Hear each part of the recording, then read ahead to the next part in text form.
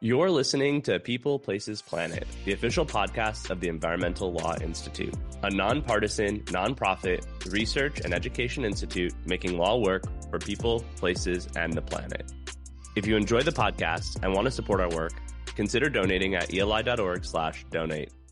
For 135 years, the International Boundary and Water Commission, or the IBWC, has been responsible for applying the boundary and water treaties between the United States and Mexico, settling any differences that may arise in their application and keeping them updated to meet changing conditions.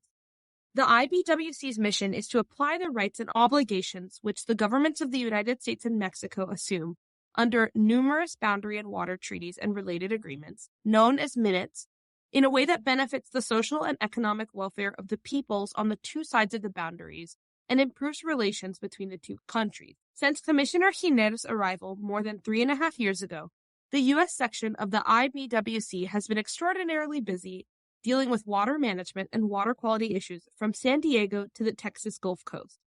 It's probably safe to say most Americans aren't aware of what the IBWC does, but they should be, because this small but influential agency touches the lives of many who live along the U.S. Mexico border. In August of 2021, President Joe Biden appointed Maria Elena Giner to serve as the United States Commissioner of the International Boundary and Water Commission, or the IBWC, for the United States and Mexico. On today's episode of People, Places, Planet, I am joined by Commissioner Maria Elena Giner. She previously served as General Manager of the Border Environment Cooperation Commission, or the BEC, an institution that developed environmental infrastructure along the U.S. Mexico border in association with the North American Development Bank. During her tenure at the BEC, she focused on policies that addressed U.S. Mexico cooperation on water, energy, and climate change, and led the development and financing of $9 billion in environmental infrastructure, benefiting about 100 communities and over 10 million residents. She has published extensively on water policy and transboundary bilateral cooperation and obtained her Bachelor's of Science in Civil Engineering from Loyola Marymount University, a Master's in Business Administration from the University of Texas at El Paso, and a PhD in Public Policy from the University of Texas at Austin. Commissioner Giner, it's great to have you on with us today. Hi, Dara. Good morning. It's very nice to meet you on this podcast and look forward to our discussion talking about the good news on the border of the International Boundary and Water Commission, IBWC. I consider it that the work that we do brings a lot of value to the country as a whole, but also to our residents along the U.S. Mexico border. I'm very excited to hear more about these issues. How did you realize you wanted to do this kind of work? So I loved math and science, and I hated writing. I dedicated my dissertation to Sister Frances Bechtel from Loretto Academy in El Paso, Texas, because I became an engineer because of her. She taught me science and math, and it was like magic for me. And so I became a civil engineer. During the time when I was at Loyola Marymount University, they had great internship programs, and my first internship was with Caltrans. And I learned from that I hated transportation. And so my next internship was with Los Angeles Department of Water and Power. And that's where water found me. And I was like, wow, I love this. So water was how I got into the topic. Now, binational, I grew up along the U.S. Mexico border. My parents had supermarkets in Ciudad Juarez. I lived an important time in my life in Ciudad Juarez. I crossed the border every day to go to school in El Paso, Texas. So, having ties to the region and understanding the harmony that we want to maintain in this region is really at the core of my growing up along the U.S. Mexico border. So I think that's what drew me to work at the BEC, the Border Environment Cooperation Commission. That added 20 years of working across all 10 border states on both sides, which gave me an understanding of Mexico's funding programs, federal programs. It gave me an ability to speak both technical English and Spanish, which can be very difficult and very different. And I'm fully proficient in Spanish, in professional Spanish. So I'll say things in Spanish and then I repeat them in English so that there's a good understanding as to what are the interests of the United States government that I'm negotiating. So, like I introduced in your bio, while you are currently working with the IBWC, you've been working on environmental issues at the border for some time now. What are border environmental issues, and how do these issues relate to water? So that's a very interesting question, because one of the things that I always say is that the environment doesn't stop at the border. We as communities breathe the same air. We have shared water resources, contamination, all that, contagious diseases. And so there's a lot of work that is cross-border. And many times it even extends beyond just the border region, especially when it comes to things like contagious diseases. We definitely learned that through the pandemic, right? That contagious diseases do not stop at the border. But with regards to water and environmental infrastructure, yes, I've worked on cross-border issues for at least 25 years. My first job on these issues was working as a design engineer for El Paso. And one of the things I did was bringing water and sanitation to a community outside of El Paso called a colonia that had 35,000 people living without water and wastewater. This was in the United States. And it was very meaningful work. And it was a little shocking to understand that this was happening all along the border. So given that, my work at the back really targeted bringing first-time water and sanitation, water and wastewater, to communities on both sides. I started working for the back in 1997. And at that time, only 26% of the Mexican population along the border had wastewater service. By the time I left in 2017, the wastewater coverage in Mexico had gone from 26% to over 90%. Okay, so there was a lot of wastewater treatment plants that were being built all along the border, ranging from Matamoros all the way down to Tijuana. And then on the U.S. side, we had gotten about also 90% of service, or if not in construction, for service for all of these colonias that were existing in New Mexico and Texas, right? So there was a very concerted effort to address these needs. And so that was really important, because there was a good understanding that contagious diseases did not stop at the border. At that time, for instance, in Texas, hepatitis A was twice the average of what the state average was, right? Hepatitis and tuberculosis. And so there were probably similar issues going on the Mexican side. There was one wastewater treatment plant in Mexico back in 1995, and that was in Tijuana. By the time I left, almost every single major community had a wastewater treatment plant. So again, my relationship with the border and addressing environmental issues goes back to 1997. How has that formed my interaction with the International Boundary and Water Commission? Well, after I finished my tenure, I basically termed out as general manager for the Border Environment Cooperation Commission, because after I finished, it was to revert to a Mexican national. And I went back and I got my PhD in public policy at the LBJ School of Public Policy between 2017 and 2021. And my dissertation focused on, did we make a difference with all the infrastructure that we built in Texas? Because we invest a lot of money, and we have to make sure our taxpayers really understand where this money is going and what it's achieving, right? And if it's achieving the fundamental issues. What are the other things that I also documented? Well, what were some of the lessons learned? And what were the unintended consequences? And what worked well and what needed improvement? And that is really important, because that's how you make federal programs better. So that is really inherent in my thinking about how to be effective and efficient, right? And so those are some of the fundamental core values that I've taken as I've been the commissioner for the International Boundary and Water Commission. Commissioner Giner, you've really had many rich experiences, and I can tell that they've really influenced your perspective. Could we zoom in specifically on the U.S. Mexico border? What makes water management along this border so unique, if at all? So the International Boundary and Water Commission, was actually one of the oldest federal agencies. And it started as the International Boundary Commission. And I know it was 135 years, but it really dates back to the end of the Mexican-American War. And the Treaty of 1848, also known as the Treaty of Guadalupe Hidalgo, So when you have a war, what do? You draw a boundary. Our first draw was to draw the boundary. And that was followed by the Gadsden Treaty and 3 conventions going from 1848 all the way to 1889. And so really at that time, the IBC, International Boundary Commission, was really targeted to work on boundary issues. And then 1906 was when the first consideration of water came into our work. Okay. And that's when we settled with Mexico an agreement to deliver water from the Rio Grande to Mexico under the 1906 Water Treaty, or the Convention of 1906.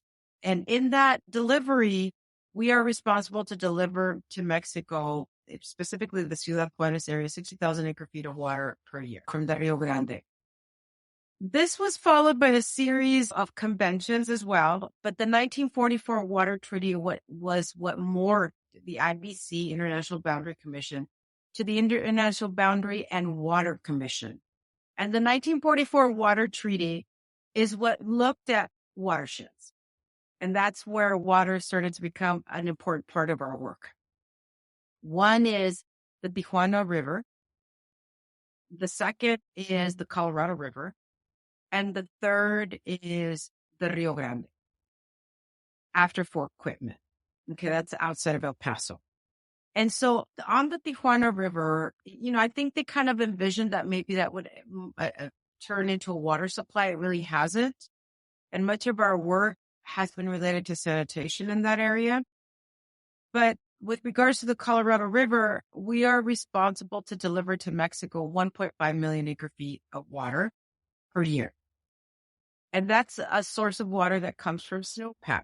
On the Rio Grande, we have 2 treaties, the Convention of 1906, which is where we deliver water to Mexico of 60,000 acre feet per year. And then we have the 1944 Water Treaty that goes from Fort Quitman all the way down to the Brownsville area, to the Gulf of Mexico.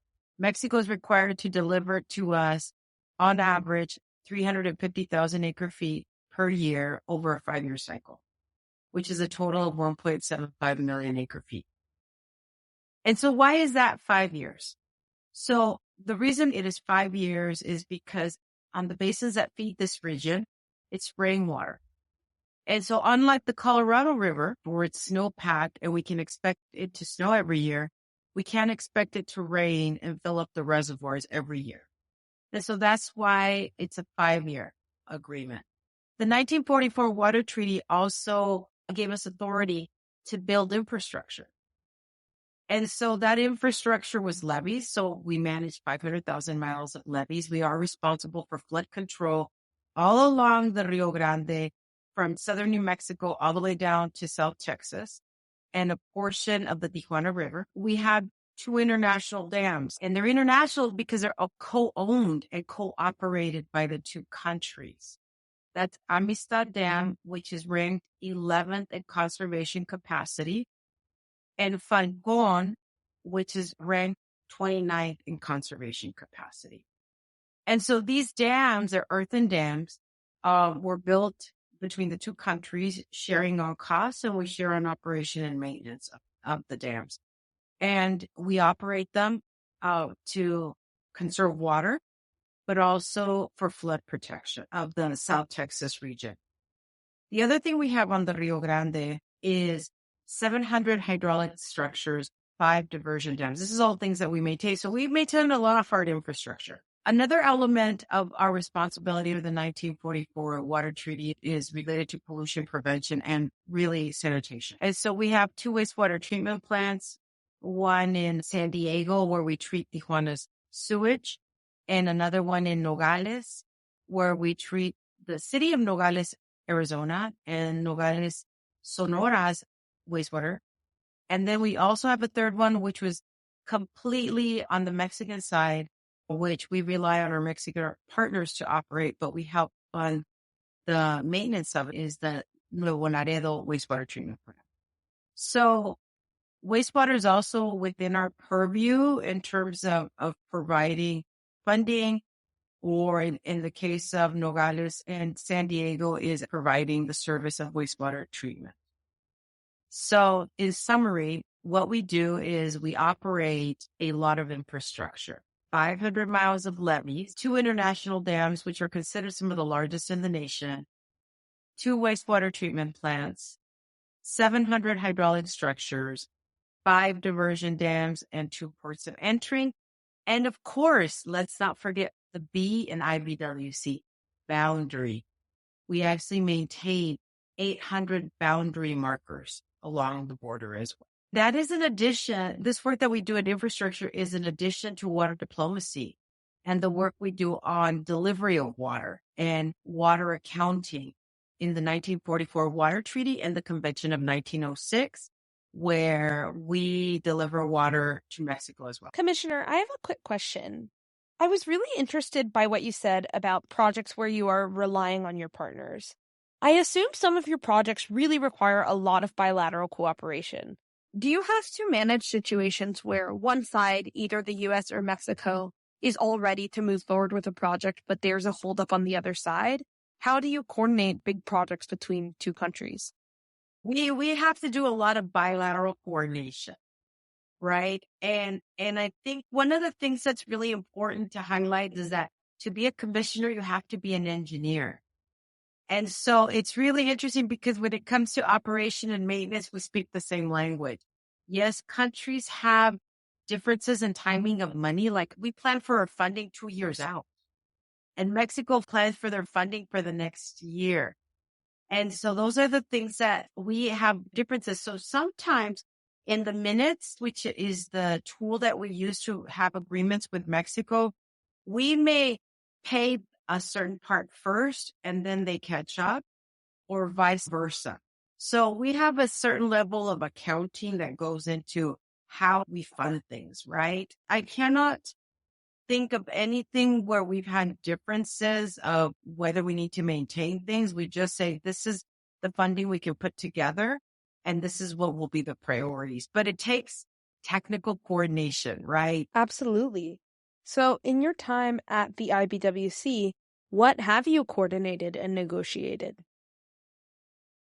In the 3+ years that I've been at the IBWC, I've negotiated 6 agreements with Mexico. And these are foundational and critical minutes. So there may be minutes that are done kind of near each other in the past, but they're all related to the same thing. So they're kind of building upon each other. The minutes that I did, the 6 of them, are all completely different topics. And one of them was on the Colorado River. Mexico taking a reduction of 400,000 acre feet in a 2.5-year timeframe is huge. The Rio Grande, Minute 331. The Minute 331, there has been no modifications to how Mexico delivers water since 1969. So this was huge. The third one is Minute 328, which is the one where we made an agreement with Mexico on investment for the Tijuana sanitation issue. The fourth one, which we haven't signed yet, but we're pretty close to signing, is on Amistad Dam. Some major rehabilitation that needs to come into Amistad Dam.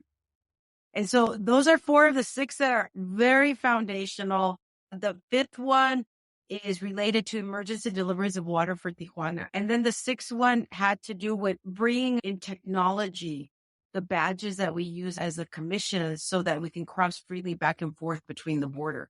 So the other piece of things that I've done in a very short amount of time is create an asset management office, right? This organization was just a plethora of spreadsheets. There was no real inventory of components. You know, like when you have a car, you have a plan for how to maintain that car. We don't have that at this agency. So we created, staffed, and hired a consultant to do a 3 to 5 year plan on getting all of our assets onto a computerized maintenance system.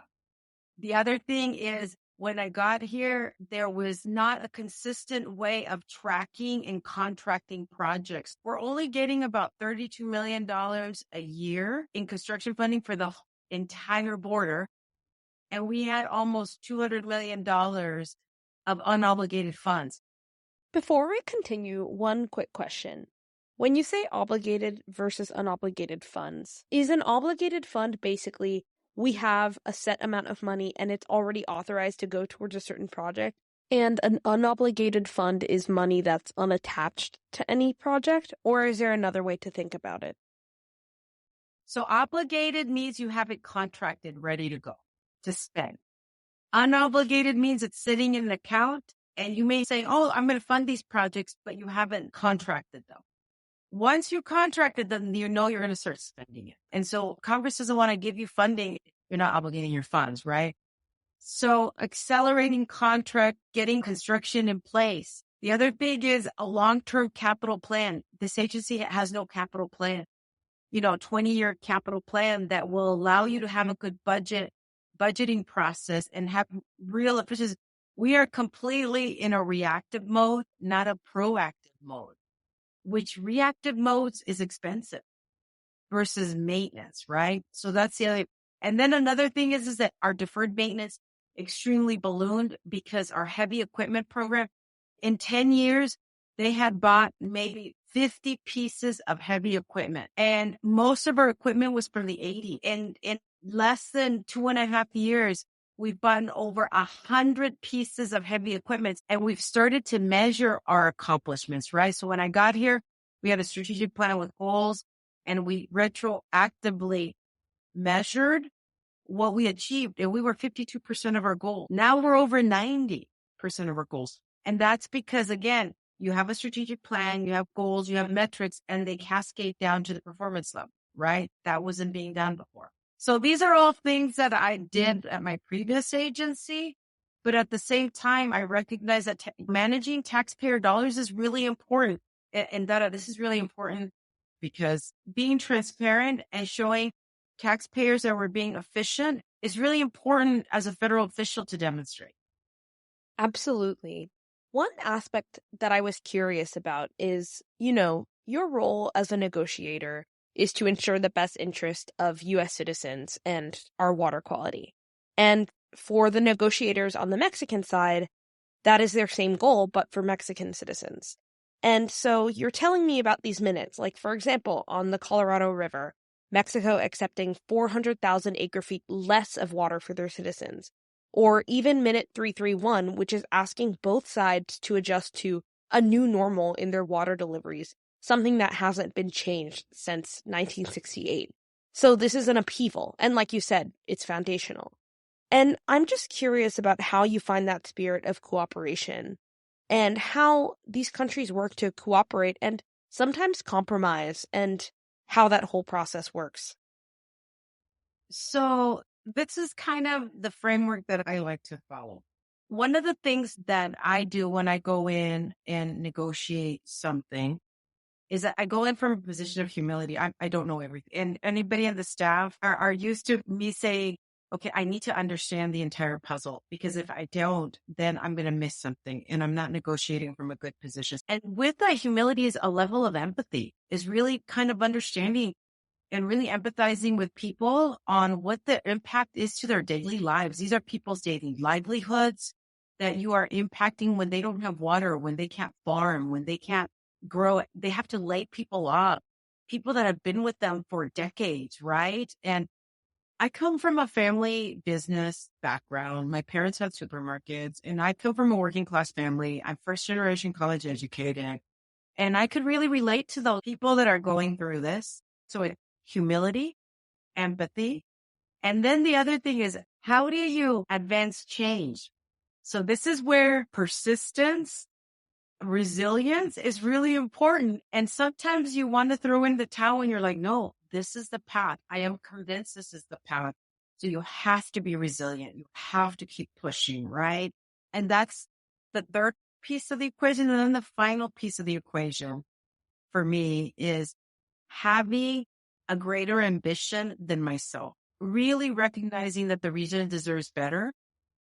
And so these four elements were elements that I was doing rather intuitively. And there's a historian that recently published a children's book where she wrote the biographies of 4 presidents that made fundamental impacts to the United States. And one of the questions that she was asked is, what did these 4 people have in common? And that's exactly what it was: humility, empathy, resilience, and a greater ambition for their countries. And that's how I feel in serving the community that I serve. I serve some of these communities. In the case of the border counties, they're like 40% below the state average in median household income. So jobs are important for them, right? This is their livelihoods. And in general, the whole border region has some of the lowest per capita income. I have to serve these communities well. And the other thing that you have to have a little bit of humor, right? I always say no one's harder on me than myself because I live with permanent capital guilt. I'm constantly questioning myself. Am I doing enough? Am I doing enough to serve the region? It's a real thing, right? It's a real thing. So in general, but going to that, when you go into a negotiation, having those 4 elements is really key. So hearing that sounds like some of the factors that you can control, how you approach a situation, how you think about it. Is there anything else to keep in mind about others you might negotiate with, whether it's stakeholders or staff working with you or other important pieces in general? The other piece that is really important is stakeholder engagement, right? Transparency of information. Really going in, I make this comment that my job is showing up with the stakeholders, listening to angry surfers, angry farmers, and angry civil servants. And so that's another very important piece. Listening, apologizing for what's happening, feeling that empathy for them, providing solutions. This is kind of my plan moving forward, and thanking them for their advocacy and their hard work, right? So that's some of the tools that I use as I move forward with the stakeholder engagement. And within the IBWC, I call myself a purpose-driven leader. And I want people to kind of understand where they fit within the purpose. And I have within the IBWC what I call my buckets: my people, my projects, and my policies, right? And so I have very specific goals for our people and building stakeholders, relationships external to the agency, and then our people within the agency, right? And I have my specific projects that are the hard infrastructure, like we talked about, Amistad, delivery of water, managing our infrastructure, right? Boundary, we have all of that. And then I have what I call my policies, right?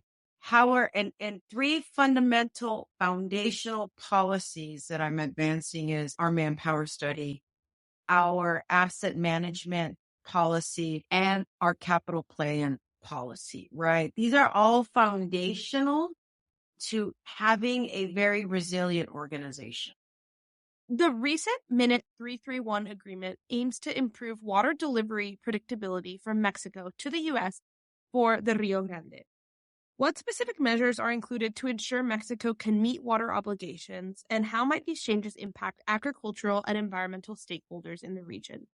So one of the things that was really fundamental in negotiating 331 was agreeing on some fundamental principles. One is that the status quo was not working. The status quo that since the 1992-97 cycle, Mexico has struggled to meet its 5-year commitment on a regular basis. Since 1992 is when we saw that Mexico could no longer, and we see this now, we didn't see it at that time, that since 1992, Mexico could no longer meet its treaty delivery within a 5-year cycle just by water that spills over their reservoirs. Because traditionally, that's how they delivered water to the United States. Whatever they could not capture was what was delivered. So there could be a number of factors to that. Increased agriculture, larger cities, less water running off. A lot of factors can go into that, right? But one of the things that we definitely agreed to was that the status quo was not working. The second thing is, and I use this a lot, is growing the pie. We are neighbors as countries. And one of the things with that I learned in any mediation class was your loss cannot be my gain because it festers, right? We have relationships in trade with Mexico. We have relationships and cultural relationships with Mexico. And so definitely growing the pie and creating win-win situations as much as we can has to be part of this recipe, right? So Status quo is not working. Growing the pie is important. Then the third fundamental thing that went into this was really understanding what the impacts are to both countries. Less water in one country, less water in another country.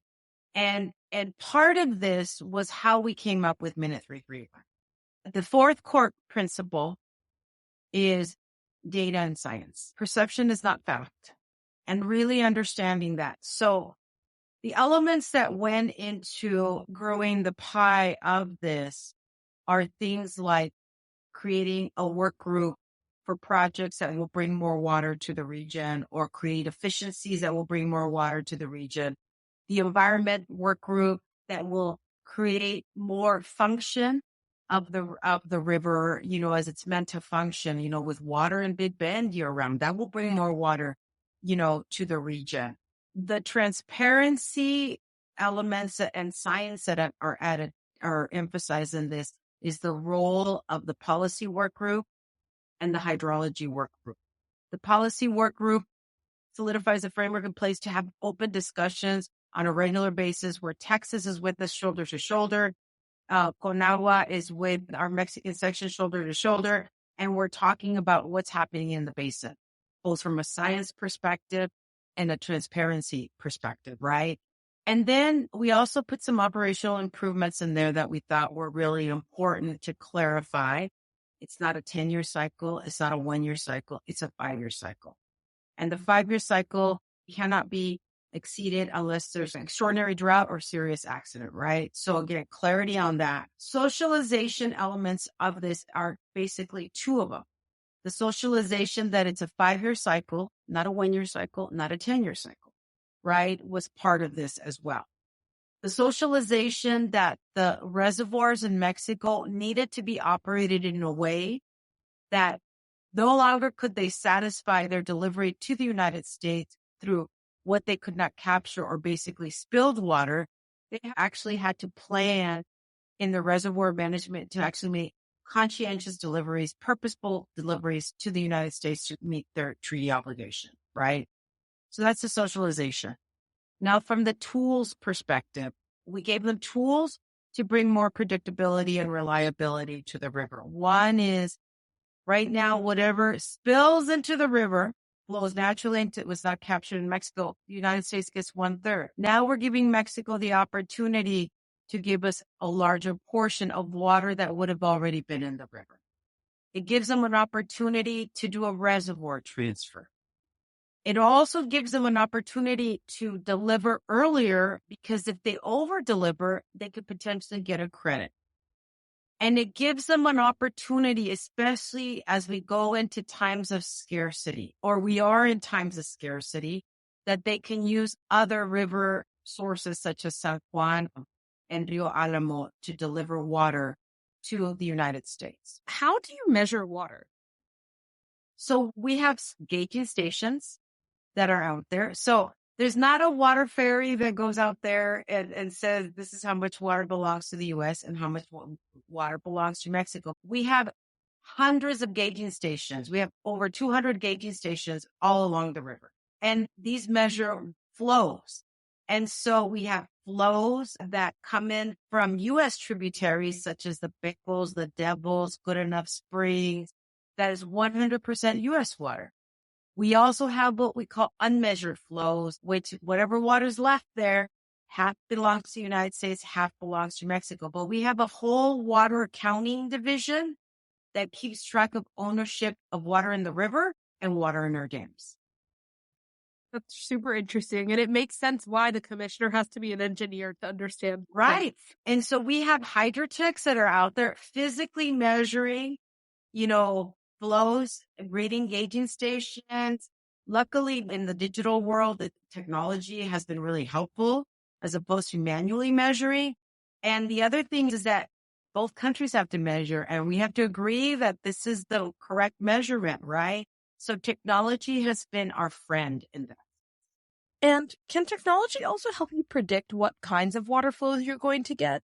For example, using some kind of a predictive model to determine how much water you might receive in an exceptionally dry or wet season?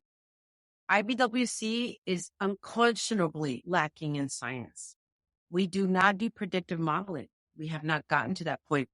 The binational model that we just started creating in 2022 for the first time ever. And so Mexico provided us the model that they use. We calibrated it to include our U.S. side, right?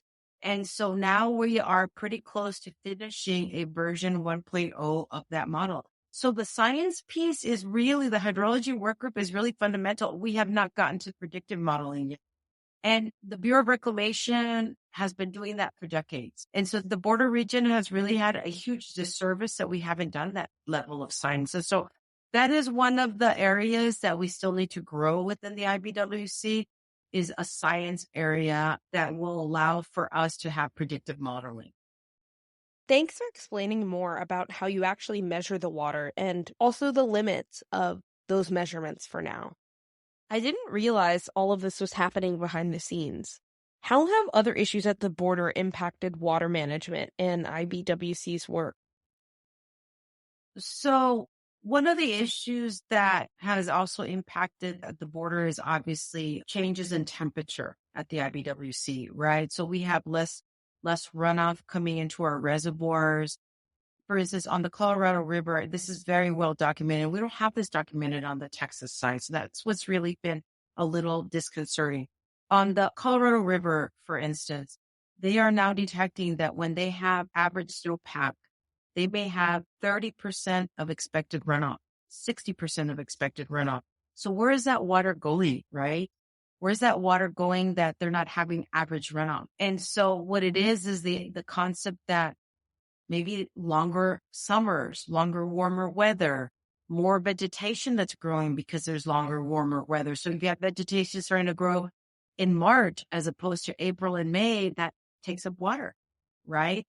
And so that type of externalities I think are affecting water on the Rio Grande. We recently had to be a deliverer of bad news, and I'll tell you why. When I started at the IBWC, a very well-renowned stakeholder said, we're always talking about Mexico's water deliveries. What is happening to water deliveries from the U.S. side? And so the region of South Texas, they depend 90% on the Rio Grande. And what we started to do is started to parse out our data to determine what was happening to U.S. tributaries and unmeasured tributaries. And from the 1980s to the 2020s, we detected that there was about a 30% reduction in inflows of U.S. tributaries coming into the region. Overall, hydrologically, because of unmeasured flows that are less from the 6 U.S. tributaries, we are looking at about a loss of about 500,000 acre feet of water per year. That has been lost since 1980. And so the region of South Texas, according to the state water plan, they need 1.7 million acre feet of water to address agricultural and domestic municipal industrial uses. Okay. 1.7 million acre feet.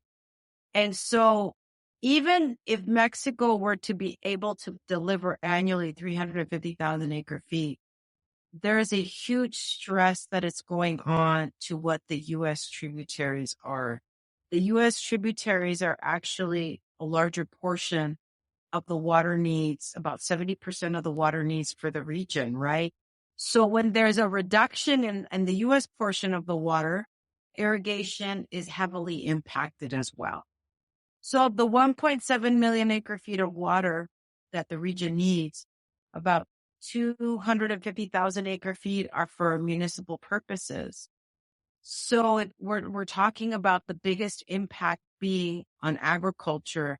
And that doesn't even address the variability of water, right? Some years you get more water, some years you have less. That leads into my climate change question, which is, how is IBWC preparing for these potential climate impacts and these irregularities that might affect the predictability? So right now, one of the things in my meetings that I've had with stakeholders is that there is a certain amount of work that I do that's within my circle of influence, right? Managing the infrastructure, building out the agency, doing what I can with the funding that has been entrusted to me by the Congress and the administration, making sure we're using it efficiently. But the other piece for me has been empowering communities with information, because we serve the communities and the communities need to advocate for themselves.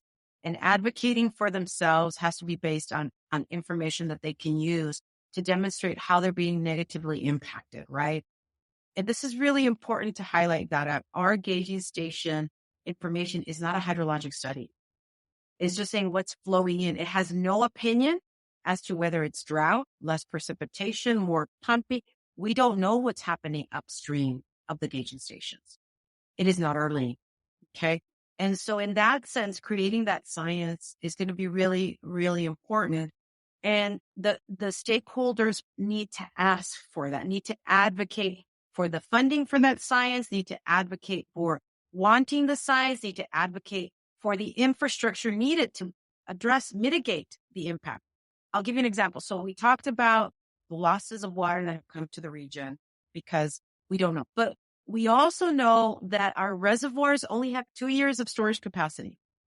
And so what does that mean is that if the water is so variable, your ability to store water to help you during periods of dryness is not enough storage capacity. So do you need more off-river storage? Do you need another dam? That really needs to be evaluated.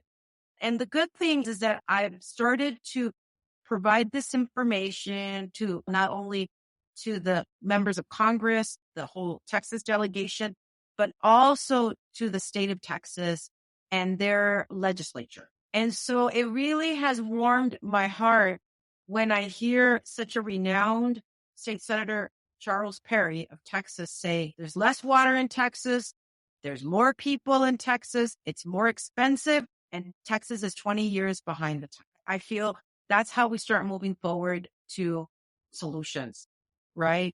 And not worry about who's at fault. Just, we got to address this. And so one of the things that State Senator Perry, who's chair of the Natural Resource Committee, has really started to say is we have to become more drought resiliency. We have to diversify the water portfolio. And that's exactly what it is.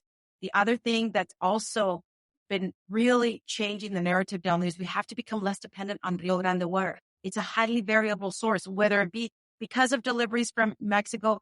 Texas State Sid Miller said in his press release, he said, we've got to pull ourselves up by our own bootstraps and actually become less dependent on water deliveries from Mexico. And so those types of narratives is what's going to empower us to find solutions for this region beyond just bringing more predictability, reliability from minute 331. There's got to be building drought resiliency in the region as well. That leads into my last question. What other issues do you see coming to the forefront over the next several years? To the IBWC, I think funding is going to be a real issue. Our funding, I think, is going to be a big issue for this agency. One, between 2010 and 2021, the average construction funding for this agency was $32 million. The average operation and maintenance for the agency was like $56 million. And so we have determined that is really highly inadequate, $32 million to maintain all of the infrastructure that we're interested to maintain. And the border region deserves more. And in FY25, we got a really nice bump in our budget. You know, our operation and maintenance is close to $70 million. Our construction budget is now at $156 million. And this is not what we need. This is what we can afford right now to implement. We probably need to be ramped up higher. And that's what the asset management is going to say. And so this agency needs to be re-baselined, and baseline being, this is like the baseline budget that we need. Another issue that we have is human capital. So we operate 2 wastewater treatment plants. You know, having technical staff to operate our treatment plants has been a challenge. Hiring engineers has been a challenge. We're not producing enough. One of the questions that I get a lot is whether the relationship between the United States and Mexico can also be a challenge. It can, but I think that really focusing on the technicalities of the job. We are engineer commissioners, having a solid operating system, having the tools in place so that we can have good, reliable water delivered, I think are there now. And I think that that will allow for us to weather any sort of storms related to the U.S. Mexico relationship.